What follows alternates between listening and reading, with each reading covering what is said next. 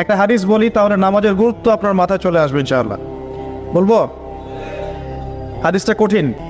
নবী সাল্লাল্লাহু আলাইহি ওয়াসাল্লাম বলেছেন, মান তারাকা সালাতাম মুতাআম্মিদান ফাকাদ কাফারা।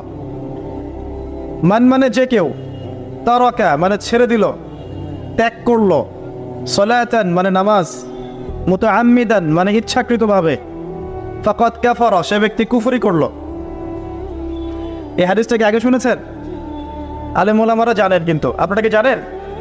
মান তারাকা সালাতান মুতাআম্মিদান ফাকাদ কাফার, যে ব্যক্তি ইচ্ছাকৃতভাবে বিনা ওজরে, কোনো ওজর নাই, ইচ্ছাকৃতভাবে নামাজ ছেড়ে দিল, ত্যাগ করলো, সে ব্যক্তি কুফরি করলো। এখন আপনি বলেন, কুফরি যে ব্যক্তি করে সে কি হয়?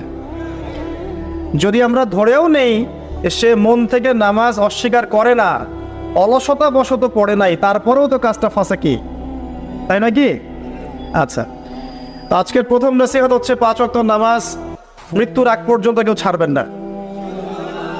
আমার সাথে ওয়াদা করেন যে ইনশাআল্লাহ আগামী যতদিন বেঁচে থাকবো 5 ওয়াক্ত নামাজ জামাতে পড়ার চেষ্টা করব, যদি জামাত না পাই একা পড়ার চেষ্টা করব।